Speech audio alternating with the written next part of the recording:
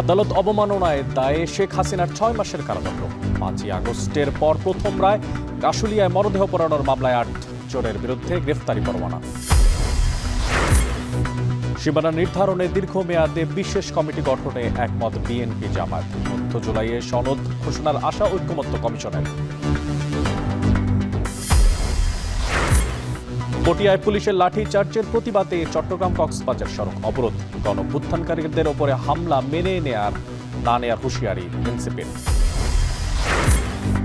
এনবিআরের আন্দোলনের ব্যাখ্যায় আইএমএফকে চিঠি দেয়া বিব্রতকর ছিল বলেন অর্থ উপদেষ্টা। কাজ বন্ধ রেখে দেশকে জিম্মি করা মানা যায় না, মন্তব্য নৌ উপদেষ্টা। এবং পার্বত্য জেলার ১৬০০ কিলোমিটার সড়কে নিশ্চিত হবে সীমান্তের নিরাপত্তা। মাদক ও অস্ত্র চোরাচালান রোধে কৌশলগত হাতিয়ার বলছে সেনাবাহিনী।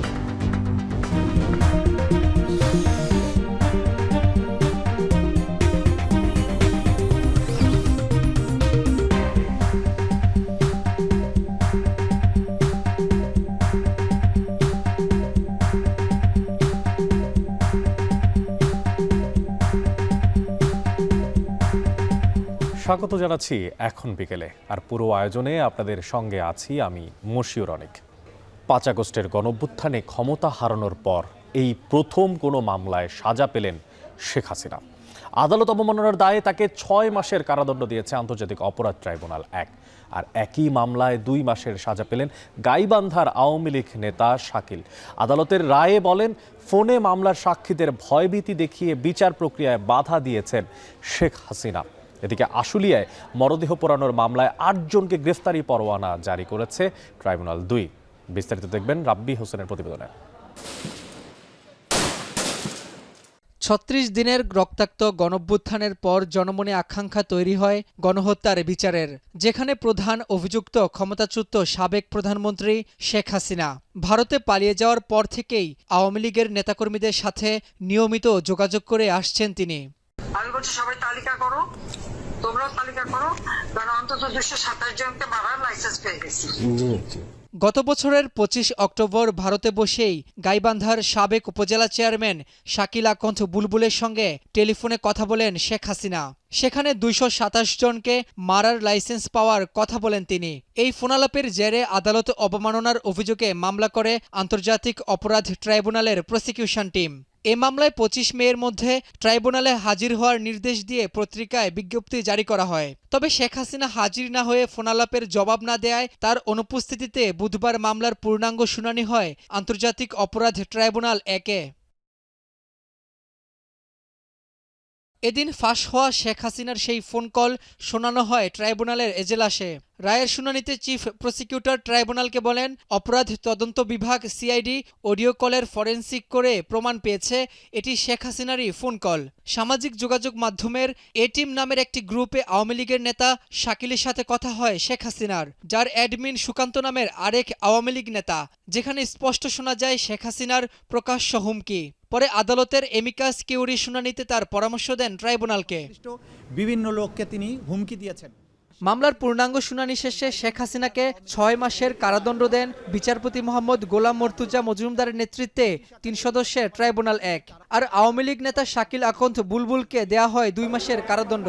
৫ আগস্টের গণঅভ্যুত্থানের পর শেখ হাসিনার বিরুদ্ধে এটি প্রথম সাজা। বাংলাদেশে তার বিরুদ্ধে দায়েরকৃত মামলার বাদী, সাক্ষী এবং তদন্তকারী কর্মকর্তা সহ যারাই বিচার প্রক্রিয়ার সাথে জড়িত তাদেরকে হত্যা করা, বাড়িঘর জ্বালিয়ে দেওয়া এবং নানানভাবে তাদেরকে থ্রেটেন করেছেন, যেটা আন্তর্জাতিক অপরাধ ট্রাইব্যুনালের আইন ১৯৭৩-এর ১১-৪ ধারা অনুযায়ী এই ট্রাইব্যুনালের বিচারাধীন প্রক্রিয়াকে প্রেজুডিস করার অপরাধ।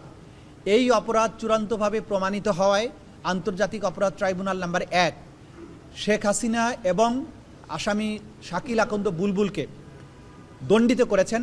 আসামি শেখ হাসিনাকে ৬ মাসের বিনাশ্রম কারাদণ্ড এবং আসামি শাকিল আকন্দ বুলবুলকে ২ মাসের বিনাশ্রম কারাদণ্ডে দণ্ডিত করেছেন। এবং এটাও নির্দেশ দিয়েছেন, যেদিন তারা আত্মসমর্পণ করবেন অথবা পুলিশ কর্তৃক ধৃত হবেন তারপর থেকে এই সাজা কার্যকর হবে।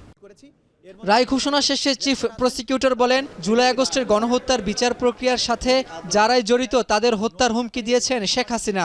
সেই বক্তব্য ট্রাইব্যুনালে প্রমাণিত হয়েছে।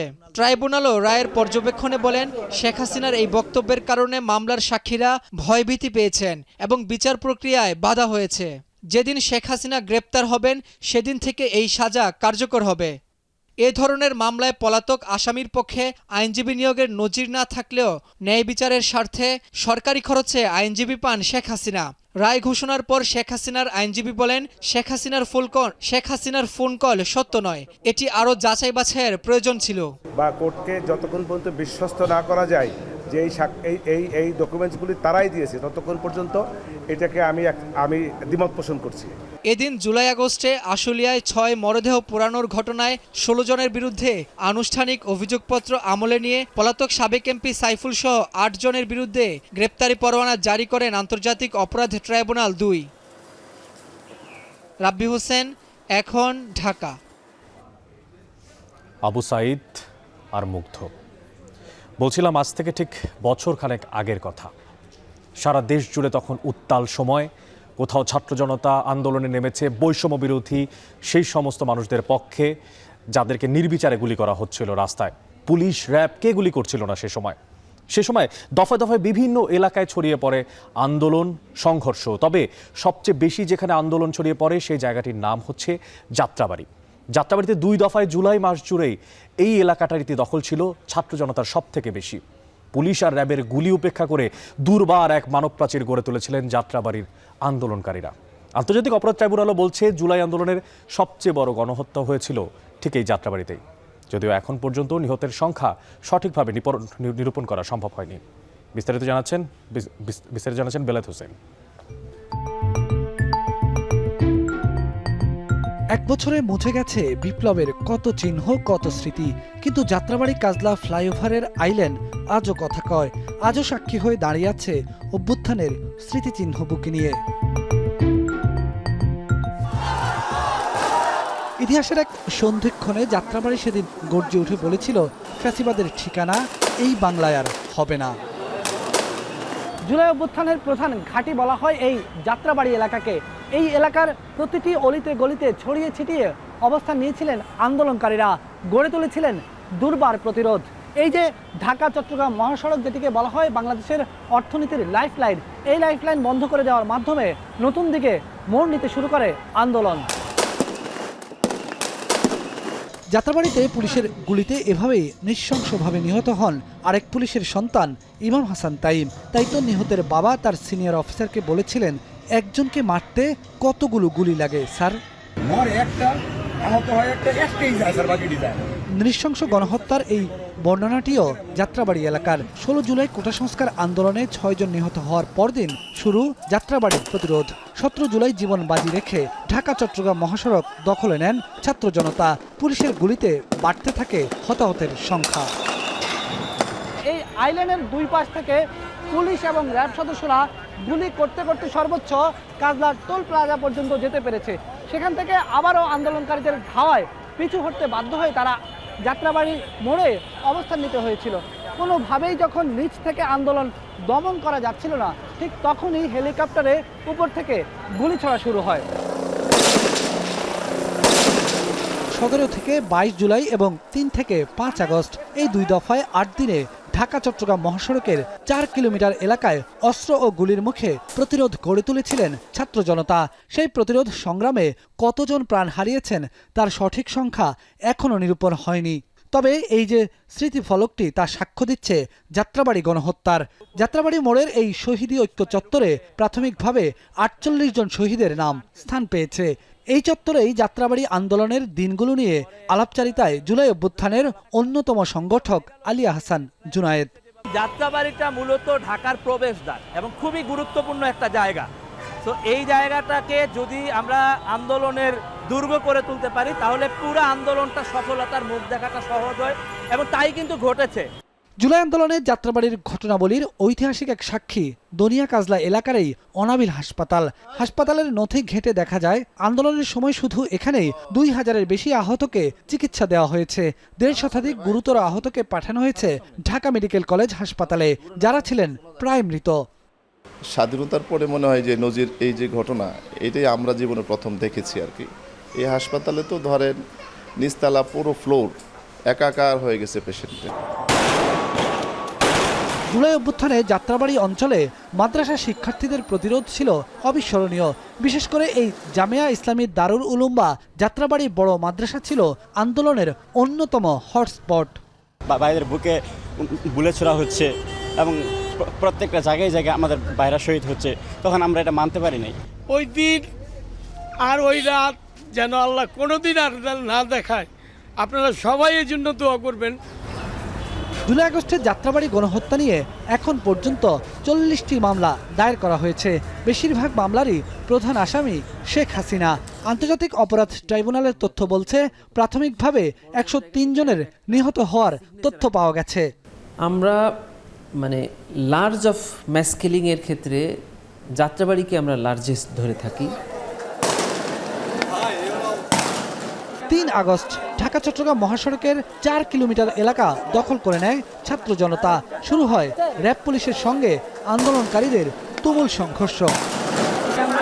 4 আগস্ট দিনের শুরুতেই র্যাব এবং পুলিশের বুলেট উপেক্ষা করে ছাত্র জনতা যাত্রাবাড়ি মোড় পর্যন্ত চলে আসে এবং যাত্রাবাড়ি থানা তাদের অধিকারে নিয়ে নেয়। পুলিশ এবং আন্দোলনকারীদের সঙ্গে যখন দফায় দফায় সংঘর্ষ হচ্ছিল, তখন আমরা বেশ কয়েকজন সংবাদকর্মী সেই সংঘর্ষের মাঝখানে পড়ে গিয়েছিলাম। জীবন বাঁচানোর জন্য কোনো মতে আমরা এই ভবনের ছাদে এসে এই কক্ষটিতে অবস্থান নিয়েছিলাম। সেদিন প্রায় 6 ঘন্টা এই কক্ষে আমরা অবরুদ্ধ অবস্থায় ছিলাম। জীবন মৃত্যুর ঝুঁকির মধ্যেই কখনো কখনো আমরা এই দরজায় দাঁড়িয়ে সংবাদ প্রচার করে যাচ্ছিলাম। প্রতি মুহূর্তে এই রণক্ষেত্রে দাঁড়িয়ে মনে হয়েছিল এই বুঝি আমিও জীবন হারাতে বসেছি।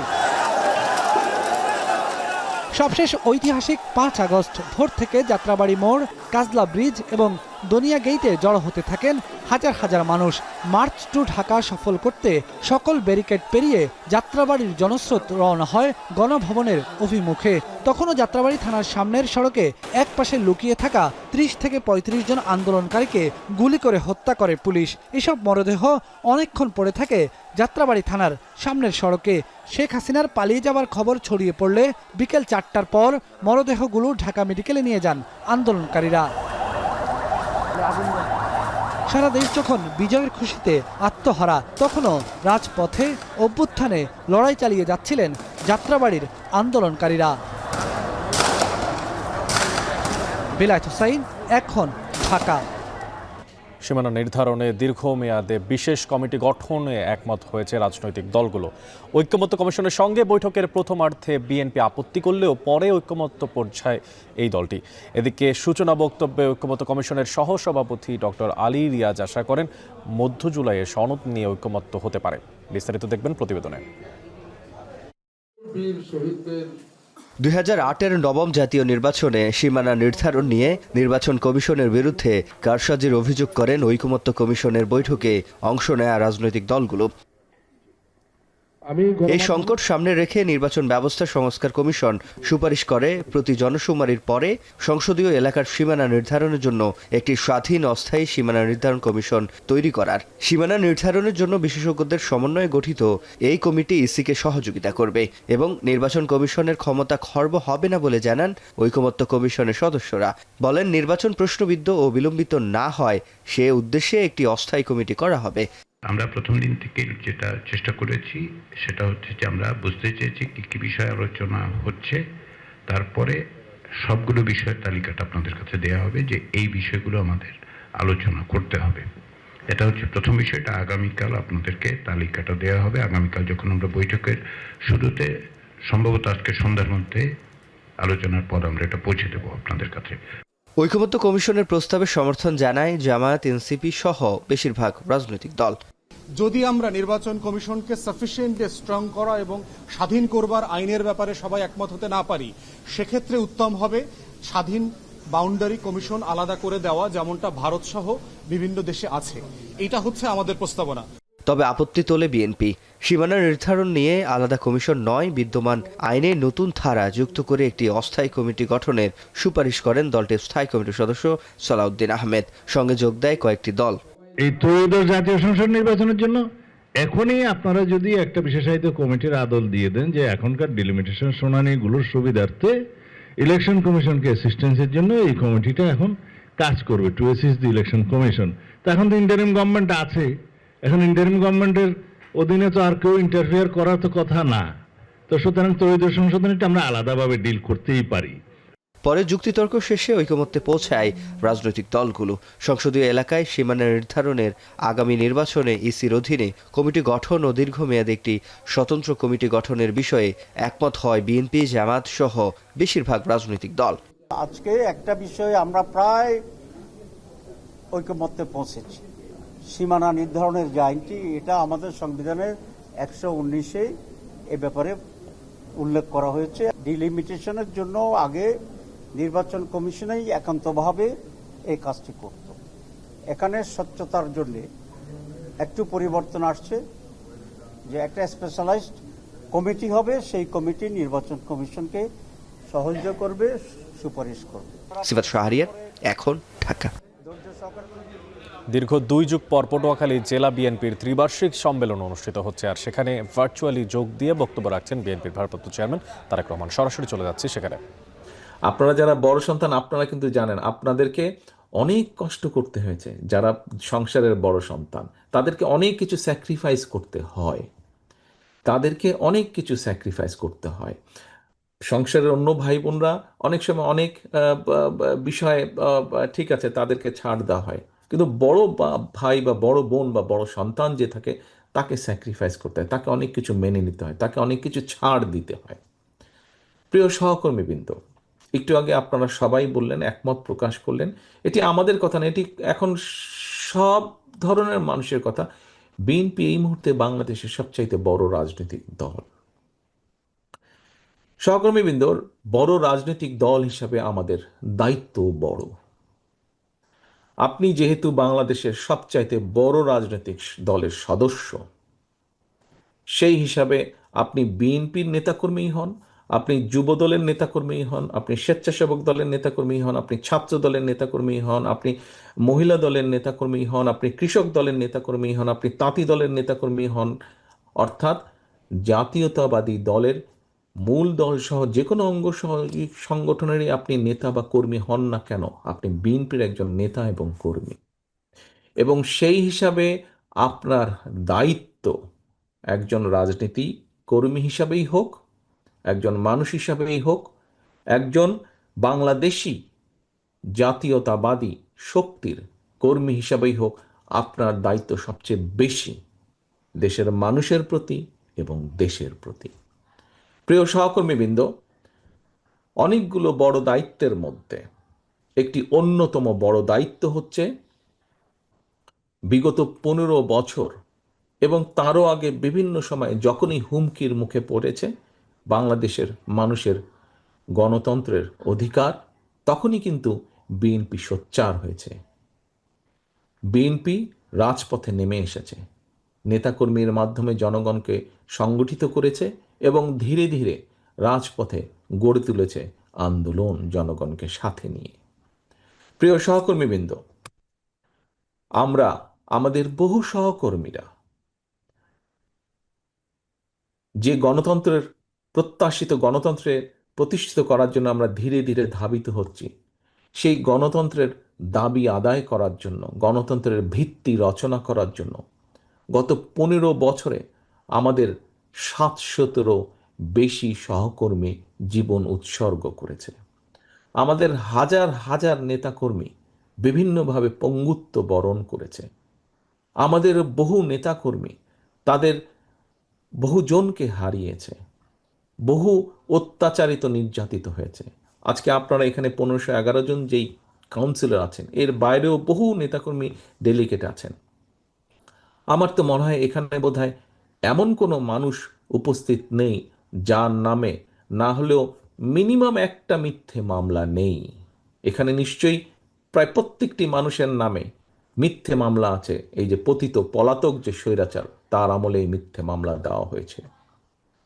এখন প্রিয় সহকর্মী বৃন্দ, এই যে এত ত্যাগ, এত তিতিক্ষার পরে আমরা যে গণতন্ত্র প্রতিষ্ঠার দিকে ধাবিত হচ্ছি, এই গণতন্ত্রের ভিত্তিকে যদি শক্ত ভিতের উপরে প্রতিষ্ঠিত করতে হয়, সবচেয়ে আগে এগিয়ে আসতে হবে বাংলাদেশ জাতীয়তাবাদী দল বিএনপিকে, তথা আপনাকে এগিয়ে আসতে হবে।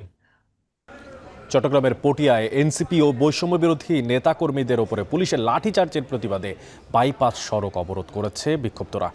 দুপুর 12টা থেকে ব্যস্ত এই চট্টগ্রাম আর কক্সবাজারের যে মহাসড়ক তা যান চলাচল বন্ধ হয়ে যায়, আর এতে করে ভোগান্তিতে পড়ে সড়কে চলাচলকারীরা। অন্যদিকে পটিয়া থানার ভারপ্রাপ্ত কর্মকর্তা সহ দোষী যে সমস্ত পুলিশ কর্মকর্তা তাদের অপসারণে 12 ঘন্টার আলটিমেটাম দিয়েছেন শিক্ষার্থীরা।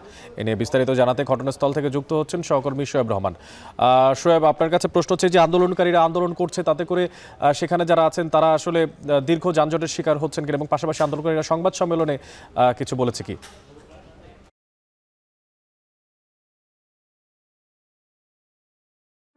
সড়কটি দুপুর 12টার পর থেকেই কিন্তু অবরোধ করে রেখেছেন এনসিপি এবং বৈষম্য বিরোধী নেতারা।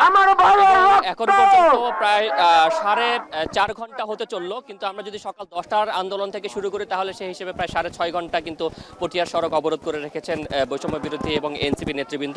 এবং তারা তাদের যে দুটো দাবি রয়েছে, সেই দুটো দাবি, মূল দাবি হচ্ছে পটিয়ার যিনি এসপি, ওসি এবং সেই সাথে থানা সেকেন্ড অফিসার যিনি আছেন তাদেরকে অপসারণ করতে হবে।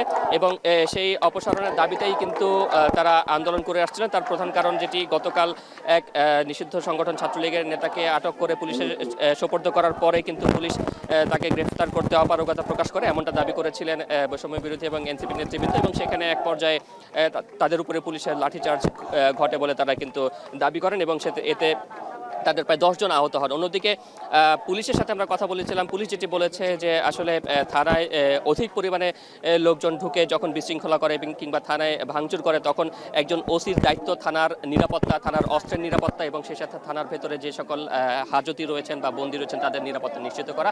সেই জায়গা থেকে পুলিশ তার আইনানুগ ব্যবস্থা গ্রহণ করেছে। কিন্তু এখন পর্যন্ত কিছুক্ষণ আগে আমরা এখানে যারা সড়ক অবরোধ করেছেন তারা বলেছিলেন যে তারা 12 ঘন্টার একটি আলটিমেটাম দেবেন, এবং 12 ঘন্টার আলটিমেটাম দেওয়ার পরে আজ 4:30 অর্থাৎ এই মুহূর্তে ঠিক আর 2 থেকে 3 মিনিট বাকি রয়েছে, এই সময়টায় কিন্তু তারা সড়ক অবরোধ প্রত্যাহার করে নেওয়ার কথা বলেছিলেন। কিন্তু আমরা দেখেছি যে 2:45টার দিকে কিন্তু এখানে সেনাবাহিনীর সদস্যরা আসেন। এরপর থেকে সেনাবাহিনীর সদস্যরাও কিন্তু তাদেরকে বোঝাবার চেষ্টা করেছেন। এখন 4:30 বাজতে চললো, এখনও সড়ক না ছাড়ার কারণে সেনাবাহিনী আমরা দেখতে পাচ্ছি যে যারা অসড়কে অবস্থান করছেন তাদেরকে সরিয়ে দেওয়ার চেষ্টা করছে। এবং এখানে প্রশাসনের কর্মকর্তারাও রয়েছেন, তারাও কিন্তু বলছেন যে এটি একটি জাতীয় মহাসড়ক এবং কক্সবাজারের সাথে যোগাযোগের ক্ষেত্রে এই সড়কটিতেই কিন্তু সবচেয়ে বেশি যানবাহন চলাচল করে। প্রায় 6.5 ঘন্টা ধরে যেহেতু এই সড়কটি বন্ধ রয়েছে, সেক্ষেত্রে প্রায় উভয় পাশে প্রায় 5 কিলোমিটারের মতো দীর্ঘ যানজট তৈরি হয়েছে, মানুষের তীব্র ভোগান্তি হচ্ছে। এবং এখানে আমরা দেখেছি যে বিভিন্ন স্কুল, কলেজ, প্রতিষ্ঠান, শিক্ষা প্রতিষ্ঠানগুলোতে অর্ধবার্ষিক বা বিভিন্ন সাময়িক পরীক্ষা চলছে। সেই পরীক্ষা দিতে যারা পরীক্ষার্থীরা যাচ্ছিলেন তাদেরও কিন্তু বেশ কিছুটা ভোগান্তি হচ্ছে। এবং 6 ঘন্টারও বেশি সময় ধরে কিন্তু এই পাশে দুই পাশেই দীর্ঘ যানজটের সৃষ্টি হয়েছে, এবং তারাও কিন্তু দীর্ঘক্ষণ ভোগান্তিতে রয়েছেন। এবং সেনাবাহিনীর সদস্যরা আমরা দেখেছি যে প্রথমে তাদেরকে বোঝাবার চেষ্টা করেছেন যে এটি একটি জাতীয় গুরুত্বপূর্ণ সড়ক, এই সড়কটি ছেড়ে যাতে তারা তাদের দাবি দেওয়ার ব্যাপারে কথা বলেন। এবং তারপরে আমরা দেখেছি যে বিকাল 3:30টার দিকে তারা বলেছিলেন 4:30টায় অবরোধ প্রত্যাহার করবেন, কিন্তু এখনো পর্যন্ত কিন্তু অবরোধ প্রত্যাহার করা হয়নি। এই মুহূর্তে সেনাবাহিনীর সাথে যারা আন্দোলনকারীরা রয়েছেন তাদের কথা চলছে, এবং সেনাবাহিনী তাদেরকে বুঝিয়ে সড়ক থেকে সরিয়ে দেওয়ার চেষ্টা করছেন। চট্টগ্রামের পটিয়া থেকে যুক্ত ছিলেন সহকর্মী শোয়েব রহমান, জানাচ্ছিলেন সেখানে অবরুদ্ধ যে সমস্ত ছাত্র জনতারা তাদের আন্দোলনের সবশেষ খোঁজ খবরাখবর। এদিকে যারা জনগণের বিরুদ্ধে দাঁড়াবে, অধিকার হরণ করবে, চাঁদাবাজি, দলবাজি, সন্ত্রাসের পক্ষ নেবে, তাদের বিরুদ্ধে বারবার গণ অভ্যুত্থান হবে বলে হুঁশিয়ারি দিয়েছেন জাতীয় নাগরিক পার্টির আহ্বায়ক নাহিদ ইসলাম। জাতীয় নাগরিক পার্টির মাসব্যাপী জুলাই পদযাত্রার দ্বিতীয় দিনে কুড়িগ্রামে এই কথা বলেন তিনি। এ সময় নাহিদ বলেন, শেখ হাসিনার পতন শিক্ষা দেয় কোনো স্বৈরাচার চিরকাল ক্ষমতার মসনদে টিকে থাকতে পারে না। তিনি বলেন যে নতুন বাংলাদেশের স্বপ্নে গণঅভ্যুত্থান হয়েছিল তা এখনও অর্জিত হয়নি। পদযাত্রায় অংশ নেন সদস্য সচিব আক্তার হোসেন, উত্তর অঞ্চলের মুখ্য সংগঠক সার্জিস আলম, দক্ষিণ অঞ্চলের মুখ্য সংগঠক হাসনাত আবদুল্লাহ, কেন্দ্রীয় নেত্রী ডাক্তার তাসনিম জারা সহ জুলাই যোদ্ধারা। এই কর্মসূচি থেকে জাতীয় নাগরিক পার্টি জুলাই গণহত্যার বিচার, গণপরিষদ নির্বাচনের মধ্য দিয়ে নতুন সংবিধান রচনা ও জুলাই ঘোষণাপত্র আদায়ের মাধ্যমে জনগণের প্রত্যাশিত রাষ্ট্র ব্যবস্থাপনার বার্তা তুলে ধরেন মানুষের কাছে।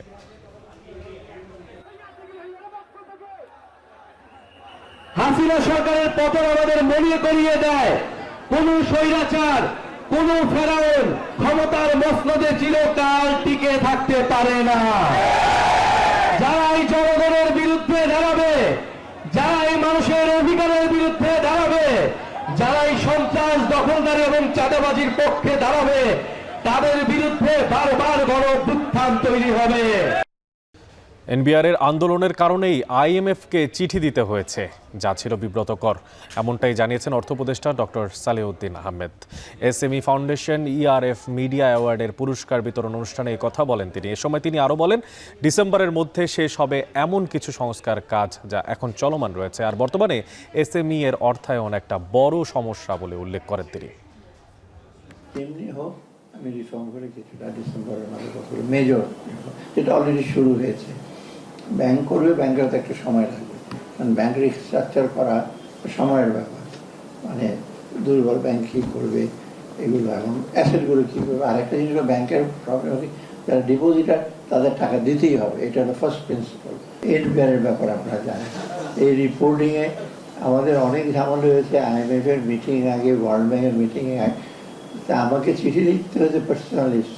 সচিব চিঠি লিখেছে, ওয়ার্ল্ড ব্যাংক ভাইস প্রেসিডেন্ট বলে সচিবের চিঠি আমি কগনিজেন্সে নেব না। পলিসি মেকার, ফাইন্যান্স অ্যাডভাইজারকে লিখতে হবে যে আমার committee. I had to write a letter. Chittagong বন্দরের কাস্টমস কমিশনারকে বরখাস্ত করার বিষয়টি এনবিআরের এখতিয়ার, তবে কর্মকর্তাদের কাজ বন্ধ করে সরকারকে জিম্মি করার ষড়যন্ত্র মেনে নেওয়া চায় না বলে হুঁশিয়ার করেছেন নৌ উপদেষ্টা এম শাখাওয়াত হোসেন। দুপুরে সচিবালয়ে তিনি বলেন, অন্তর্বর্তী সরকার বন্দর বিক্রি করতে আসেনি, দেশের যেটি ভালো তাই তাদেরকে করতে হবে। এ বিষয়ে নিউ মোরিং টার্মিনাল পরিচালনায় দায়িত্বে থাকা সাইফ পাওয়ারের সঙ্গে চুক্তি আর নবায়ন হচ্ছে না বলেও জানান তিনি। বিস্তারিত জানাচ্ছেন আজাল লিমন। বৈদেশিক বাণিজ্যের প্রাণকেন্দ্র চট্টগ্রাম বন্দরের সেবা বিশ্বমানের ও গতিশীল করার পরিকল্পনা সামনে আসার পর থেকেই চলছে বিতর্ক। এমন কথা উঠেছে, অন্তর্বর্তী সরকার কি বিদেশিদের হাতে বন্দর তুলে দিচ্ছে? রাজনৈতিক দল এবং সরকারের মধ্যেও এ নিয়ে চলছে কথা চালাচালি। এমন আলাপ আলোচনার মধ্যেই চট্টগ্রাম বন্দরের নিউ মোরিং টার্মিনাল পরিচালনার দায়িত্বে থাকা সাইফ পাওয়ার টেকের সঙ্গে সরকারের চুক্তি শেষ হচ্ছে আগামী রোববার। এই অবস্থায় পরবর্তীতে কাকে দায়িত্ব দেওয়া হবে তা ঠিক করতে সচিবালয়ে বসে বন্দর ব্যবস্থাপনা কমিটির বিশেষ সভা।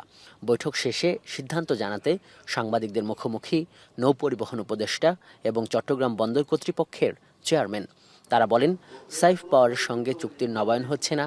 আগামী 6 মাস বন্দরের নিউ মোরিং টার্মিনাল পরিচালনা করবে বাংলাদেশ নৌবাহিনী।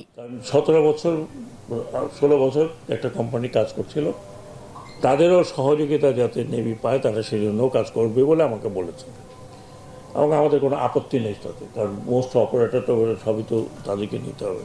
G2G ভিত্তিতে চট্টগ্রাম বন্দর পরিচালনার জন্য একটা চুক্তিতে পৌঁছাতে সরকার মূলত দুবাই ভিত্তিক প্রতিষ্ঠান ডিপি ওয়ার্ল্ডের সঙ্গে আলোচনা চালিয়ে যাচ্ছে। প্রশ্ন ছিল, এত সমালোচনার পরও সরকার কেন বিদেশি কোম্পানিকেই বন্দর পরিচালনার দায়িত্ব দিতে চাইছে? পোর্টের এক নম্বর হলো এফিসিয়েন্সি বাড়বে, আর দ্বিতীয়ত হলো যে আমাদের এখন যে টার্ন অ্যারাউন্ড টাইমটা, এটা দেখবেন যে অনেক তারা এফিসিয়েন্ট করে কমাই নিয়ে আসবে। অ্যান্ড থার্ড ওয়ান হলো যে তারা নতুন নতুন রুট তৈরি করতে পারবে। এখন মনে করেন আমাদের সিঙ্গাপুরের উপরে ট্রান্সশিপমেন্টের জন্য নির্ভর করতে হচ্ছে, কলম্বোর উপর নির্ভর করতে হচ্ছে, তখন দেখা যাবে হয়তো তারা অনেক ডাইরেক্ট শিপিং রুট বের করে ফেলবে। জানতে চাওয়া হয়, নির্বাচন পরবর্তী সরকার পূর্বের বৈঠকের অনুশাসন ও সিদ্ধান্ত মানবে কিনা, এবং 6 মাস পরই কি তাহলে ডিপি ওয়ার্ল্ডই বন্দর পরিচালনার দায়িত্ব পাচ্ছে? যখন আকাশে চাঁদ উঠিবে তখন সকলেই দেখিবেন। কন্টিনিউশন অফ দ্য গভর্নমেন্ট, যেই গভর্নমেন্টই হোক, সেটা রেভলিউশনারি গভর্নমেন্ট হোক, মার্শাল ল হোক, যে কোনো গভর্নমেন্ট হোক, একটা কন্টিনিউশন সেই গভর্নমেন্ট যদি না থাকে তাহলে আজকে আমরা এখানে বসে কি করলাম। এদিকে সাংবাদিকদের প্রশ্নের জবাবে নৌ উপদেষ্টা বলেন, চট্টগ্রাম বন্দরের কাস্টমস কমিশনারকে সাময়িক বরখাস্ত করার বিষয়টি সম্পূর্ণই এনবিআরের এখতিয়ার। তবে কাজ বন্ধ করে সরকারকে জিম্মি করার ষড়যন্ত্র মেনে নেওয়া হবে না, হুঁশিয়ার করেন তিনি। ওনারা বন্ধ রেখে পুরো দেশকে একটা জিম্মি করে ফেলেছিলেন না, এই জন্য আমি এই তো কথা বলতে চাই নাই। পুরো দেশকে জিম্মি করার কারোর দায়িত্ব তো কাউকে দেওয়া হয় না। ব্রিফিংয়ে জানানো হয়, ডিপি ওয়ার্ল্ড বিশ্বের ৮০টিরও বেশি দেশে বন্দর পরিচালনা করে এবং তারা দায়িত্ব পেলে দেশের জন্য ভালোই হবে। এছাড়া মোংলা বন্দরকে শুধুমাত্র গাড়ি আমদানির জন্য ব্যবহারের পরিকল্পনা নিয়েছে সরকার। সে লক্ষ্যে ৩ মাসের মধ্যে বন্দরটিতে 2টি টার্মিনাল নির্মাণের কাজ শুরু করবে একটি চীনা প্রতিষ্ঠান। অতি সত্বর মংলা পোর্টে 2টো কন্টেইনার টার্মিনাল তৈরি করবে। আজহার লিমন, এখন, ঢাকা। বিগত সরকারের নির্বাচনের জন্য ইলেকট্রনিক ভোটিং মেশিন বা ইভিএম কেনার মাধ্যমে রাষ্ট্রের ৩,০০০ কোটি টাকা বেশি নষ্ট হয়েছে। আর এমন অভিযোগে নির্বাচন কমিশনের ৩ কর্মকর্তাকে জিজ্ঞাসাবাদ করছে দুদক। সকালে দুদকের তলবে সংস্থাটির কার্যালয়ে হাজির হন নির্বাচন কমিশনের উপসচিব ফরহাদ হোসেন, সিস্টেম অ্যানালিস্ট ফারজানা আক্তার ও ওই সময়ের senior maintenance engineer Mohammad Ashraf Hossain. এদিন সব মিলিয়ে নির্বাচন কমিশনের ৬ জনকে তলব করা হয়। দুদকের অভিযোগে বলা হয়, সাবেক CEC K M Nurul Huda সহ অন্যান্যরা ক্ষমতার অপব্যবহার ও সরকারি আর্থিক বিধিবিধান লঙ্ঘন করে ১.৫ লাখ টাকার ইভিএম বাজার মূল্যের চেয়ে ১০ গুণ বেশি দামে কিনে সরকারের প্রায় ৩,১৭২ কোটি টাকা ক্ষতিসাধন করেছে। সম্প্রতি নির্বাচন কমিশনে অভিযান চালিয়ে অভিযোগের সত্যতা পায় দুদক। এখন তো এটা নিয়ে তো মনে হয় ইসিতে অলরেডি একটা কমিটি হয়েছে, কতগুলো ঠিক আছে কতগুলো নষ্ট আছে এরকম কিছু একটা কমিটি করা হয়েছে, ওটা কমিটি বলতে পারবে। এটি আসলে জাস্টিফায়েবল ছিল না। এই মেশিনটি আসলে কখনো বাংলাদেশে না, সারা কখনো এই ধরনের মেশিন তো আসলে বাজারে অ্যাভেলেবল না, যে প্রাইসটা আমরা সঠিক প্রাইসটা নিব। তো এটি আসলে সার্ভে হওয়া উচিত ছিল, আরও স্ট্রংলি সার্ভে হওয়া উচিত ছিল, যাতে করে প্রাইস আরও সুন্দর হতো। এটি অবশ্যই স্বীকার করার মতোই। 3 পার্বত্য জেলার দুর্গম পাহাড়ে কয়েক হাজার ফুট উচ্চতায় তৈরি হচ্ছে ১৬০০ কিলোমিটারের সড়ক। ভারত ও মিয়ানমার সীমান্তে যে সড়ক এঁকে দিচ্ছে বাংলাদেশের নতুন এক মানচিত্র। সেনাবাহিনী বলছে, অরক্ষিত এই সীমান্ত অঞ্চল পাহাড়ি সশস্ত্র গোষ্ঠী, মাদক ও অস্ত্র চলাচলের এক অভয়ারণ্য। তবে এই সড়ক তৈরি করছে ভূকৌশলগত নিরাপত্তা বলয়, যেখান থেকে সীমান্তে আধুনিক প্রযুক্তি নির্ভর নজরদারি বাড়াচ্ছে সংস্থাগুলো। আর উঁচু নিচু পাহাড় কেটে এই সড়ক নির্মাণ ছিল এক বড় চ্যালেঞ্জ, যেখানে হতাহত হয়েছেন সেনা সদস্য সহ ২৬ জন। দুর্গম সীমান্ত সড়ক ঘুরে প্রতিবেদন তৈরি করেছেন হোসাইন জিয়াদ, যেখানে ক্যামেরা ছিলেন মোহাম্মদ নবাব।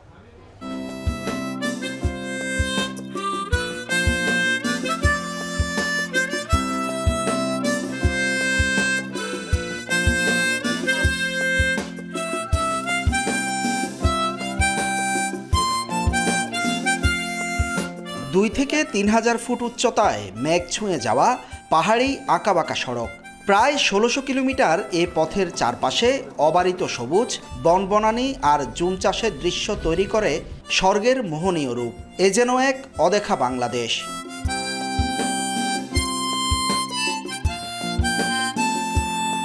কোথাও মনে হবে সড়ক গিয়ে ঠেকেছে আকাশে, আবার কোথাও নেমেছে পাতালে। ভারত ও মিয়ানমারের সীমান্ত ঘেঁষে পাহাড়ের বুক চিরে বয়ে যাওয়া এই সীমান্ত পথ যুক্ত করেছে কক্সবাজার, বান্দরবান, রাঙ্গামাটি ও খাগড়াছড়ি জেলাকে। মিয়ানমার সীমান্তের রেমংপাড়া, বঙ্কুপাড়া, ঘুমধুম ও মিজোরাম সীমান্তে সাইচল, মাঝিপাড়া, উদয়পুর গিয়ে ঠেকেছে এ সড়ক, যেখান থেকে খালি চোখেই দেখা যায় ভারত ও মিয়ানমারের বসতি।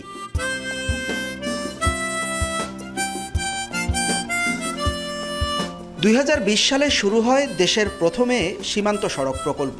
এখন পর্যন্ত প্রায় ৩,৮০০ কোটি টাকা ব্যয়ে ৩১৭ কিলোমিটারের নির্মাণ কাজ শেষ করেছে সেনাবাহিনী। পাহাড়ি জনপদে অনেক জায়গায় যোগাযোগ ব্যবস্থার কোনো কিছু নাই, ম্যাটেরিয়াল কোথা থেকে নেবে সেটার কোনো ঠিক নাই এবং অনেক দূর থেকে সেই ম্যাটেরিয়ালগুলো এখানে ক্যারি করতে হয়। এই হেভি ইকুইপমেন্টগুলি এত উচ্চতা উঠায় নিয়ে সেখানে কাজ করানো, আবার সেখান থেকে নিরাপদে ফেরত নিয়ে আসা, অনেক জীবনের ঝুঁকি নিয়ে এখানে কাজ করেছি। মায়ানমার এবং ইন্ডিয়ার পার্বত্য চট্টগ্রামের 3টা জেলা এবং মায়ানমারের যে অংশ নিয়ে এই অঞ্চলটাতে আমরা এতদিন আমাদের জিওগ্রাফিক্যাল আমরা ম্যাপে আমরা এই অবস্থানগুলো দেখতাম আমাদের দেশের সীমানাগুলি। আর এখন যেটা হলো যে আমরা ভিজিবল রোড কনস্ট্রাকশনের মাধ্যমে আমরা সেই জায়গাগুলিতে মুভ করছি। দীর্ঘ ও দুর্গম এ সড়ক নির্মাণ ছিল ধুলোমাখা, ঘামে ভেজা আর রক্তমাখা যাত্রার।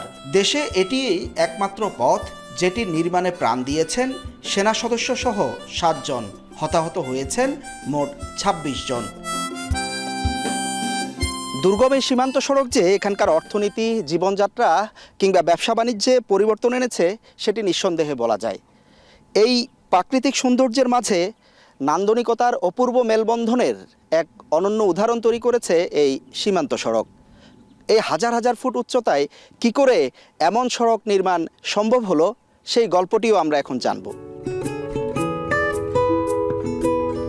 প্রথমে হেলিকপ্টার, তারপর ড্রোন সার্ভে, সবশেষে মাস কিংবা সপ্তাহ একটানা পায়ে হেঁটে এ সড়কের নকশা প্রস্তুত করতে হয়েছে। দেশে তো বটেই, পরামর্শ নিতে হয়েছে অস্ট্রেলিয়া, নিউজিল্যান্ডের বিশেষজ্ঞ থেকেও। খাগড়াছড়ি, রাঙ্গামাটি এবং বান্দরবনের 3টা জেলার উপর দিয়ে যাচ্ছে এবং এই 3 জেলার মাটির বৈশিষ্ট্য 3 রকমের। কোনো কোনো জায়গায় পাথুরে পাহাড় আছে, কোনো কোনো জায়গায় কর্দমাক্ত এবং কোনো কোনো জায়গায় মাটি যে বড় ধরনের ফাটল তৈরি হয়। এইগুলোর জন্য অনেক সময় আমাদের রাস্তার কাজ দেরি হয় এবং অনেক সময় দেখা যায় যে বিভিন্ন জায়গায় গিয়ে আমরা অনেক বড় ধরনের প্রতিবন্ধকতা পড়ি। ভারত ও মিয়ানমারের এই সীমান্তে কোনো তারকাটা নেই, ফলে মাদক, অস্ত্র চোরাচালান ও সশস্ত্র গোষ্ঠীর তৎপরতার রুট ছিল এসব এলাকা। অবাধে যাতায়াত ছিল দুই পারে, তাই এ সড়ক জাতীয় নিরাপত্তা ও অপরাধ নির্মূলের কৌশলগত হাতিয়ার। আগে যেখানে আপনার পাহাড়ি সন্ত্রাসীরা ঝিরি ধরে বা আপনার যেখানে গহীন জঙ্গল আছে সেখান দিয়ে আপনার ছোটো ন্যারোপথ নির্মাণ করে চলে যেত, সেখানে কিন্তু এখন যেতে পারছে না, কারণ সেখানে আগে যেখানে সেটা ছিল এখন সেখানে রাস্তা হয়ে গিয়েছে। সেনাবাহিনী বলছে সীমান্ত সুরক্ষিত করতে এই অঞ্চলে আধুনিক প্রযুক্তি নির্ভর নজরদারি বাড়বে। ড্রোন সার্ভিলেন্স, সিসিটিভি ও রেডিও কমিউনিকেশনের মাধ্যমে পরিধি বাড়াবে বিভিন্ন বাহিনী, বাড়বে প্রশাসনিক কার্যক্রমও। যখন কুইক রেসপন্স টাইমটা কমে যাবে তখন অটোমেটিক্যালি নিরাপত্তা নিশ্চিত হবে। এই উপকার এই গ্রাউন্ডে নিরাপত্তার পার্সপেক্টিভে এটার একটা বিশাল অগ্রগতি হয়েছে। 3 ভাগে এই সীমান্ত সড়কের 1600 কিলোমিটারের কাজ শেষ করতে সময় লাগবে আরও 10 বছর। বর্তমানে দ্বিতীয় পর্যায়ে 288 কিলোমিটার সড়কের কাজ শুরু করছে সেনাবাহিনী। হুসাইন জিয়াদ, এখন চট্টগ্রাম। 12 কেজির সিলিন্ডারের দাম 39 টাকা কমিয়ে 1364 টাকা নির্ধারণ করেছে বাংলাদেশ এনার্জি রেগুলেটরি কমিশন বা বিইআরসি। জুলাই মাসের জন্য এই দাম নির্ধারণ করা হয়। আগে 12 কেজি সিলিন্ডারের দাম ছিল 1403 টাকা। বুধবার নতুন এই মূল্যের ঘোষণা দেয় বিইআরসির চেয়ারম্যান জালাল আহমেদ। নতুন দাম সন্ধ্যা থেকে কার্যকর হবে। এই দফায় কমেছে অটো গ্যাসের দামও। প্রতি লিটার অটো গ্যাসের দাম 1 টাকা 84 পয়সা কমিয়ে 62 টাকা 46 পয়সা নির্ধারণ করা হয়েছে।